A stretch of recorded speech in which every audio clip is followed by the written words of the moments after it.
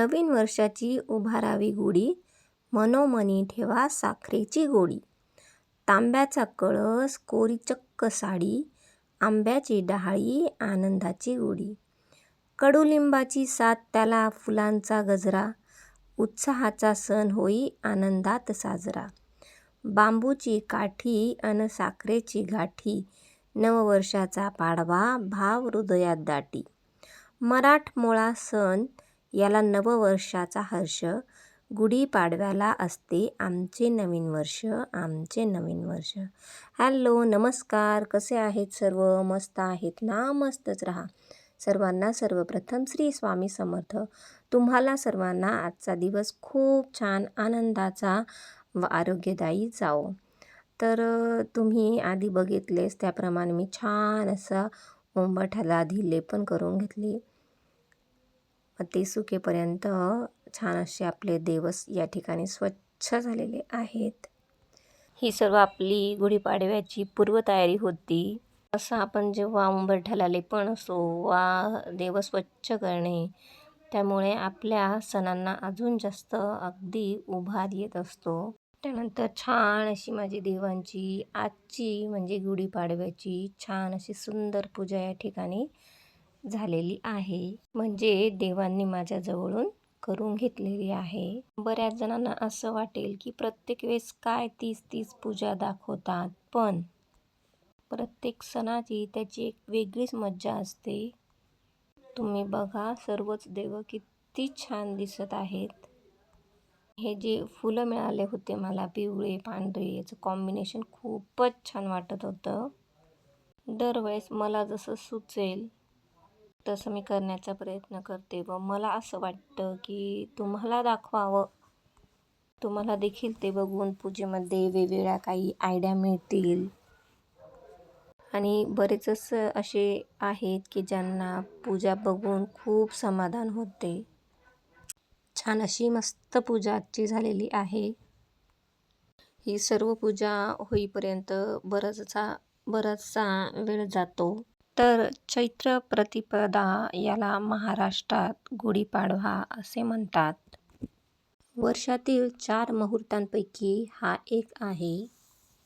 चैत्र हा हिंदूंच्या कालगणनेनुसार पहिला महिना. याच महिन्यापासून वसंत ऋतूला सुरुवात होते. त्यामुळे संपूर्ण सृष्टी ही आनंदित होते. हिरव्या रंगबिरंगी छटा झाड्या-झुडपांवर खुलून दिसतात. वसंत ऋतू आपले सारे वैभव अगदी मुक्त हस्ताने मोकळ्या मनाने सृष्टीवर उधळत असतो.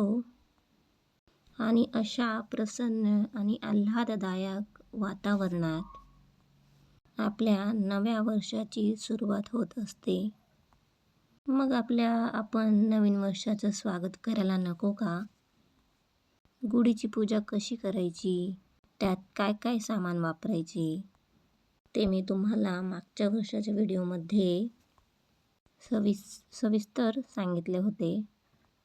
तर आपल्या या नववर्षाच्या नवीन महिन्याचा पहिला दिवस म्हणजेच वर्ष प्रतिपदा, या दिवसालाच आपण गुढीपाडवा म्हणतो व ही चैत्र शुद्ध प्रतिपदा होय. चैत्र या शब्दाचा मूळ अर्थ आपणास माहीत आहे का? या चैत्र महिन्याला चित्रा नक्षत्रावरून नाव पडले आहे. चित्रा नक्षत्रात असलेली ती ही चैत्र पौर्णिमा. आणि ज्या महिन्यात चैत्री पौर्णिमा येते तो चैत्र महिना. तर चैत्र हा शब्द चित्र या संस्कृत अक्षरापासून तयार झालेला आहे. वसंत ऋतूत सृष्टीची शोभा विविध रूपाने वाढलेली असते. हिंदू संस्कृतीतील पहिला सण हा गुढीपाडवा. आणि सर्वात महत्त्वाचं म्हणजे आपण महाराष्ट्रात शालिवाहन शक पद्धत वापरतो. म्हणून वर्षारंभाला गुढीपाडवा हा 4 मुहूर्तांपैकी एक महत्त्वाचा मुहूर्त मानला जातो. गुढीपाडवा हा 2 अक्षरांनी बनलेला शब्द आहे. गुढी म्हणजे स्वातंत्र्याची ध्वजा व पाडवा म्हणजे विजयध्वज. या दिवशी ब्रह्मदेवांनी जगाची उत्पत्ती केली, सृष्टी निर्माण केली.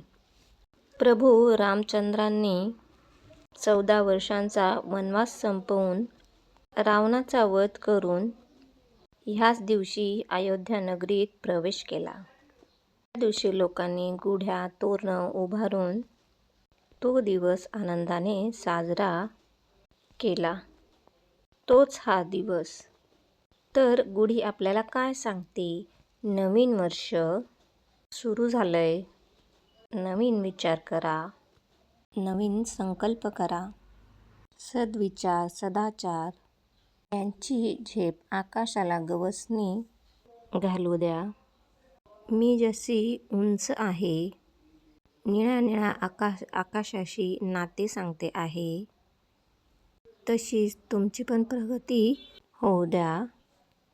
सेवेमध्ये सातत्य असू द्या. या दिवशी गुढीला लावलेला असलेला कडुनिंबाचा पाला देखील खातात. तो फार कडू असतो, म्हणून त्यासोबत गूळ किंवा साखर देखील खातात.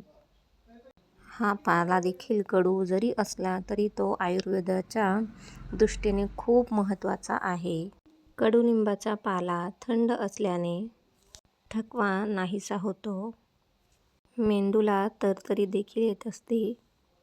प्रगतीपथावर जाणाऱ्या जीवनामध्ये काही वेळा आपल्याला कडू हे प्यावेच लागते.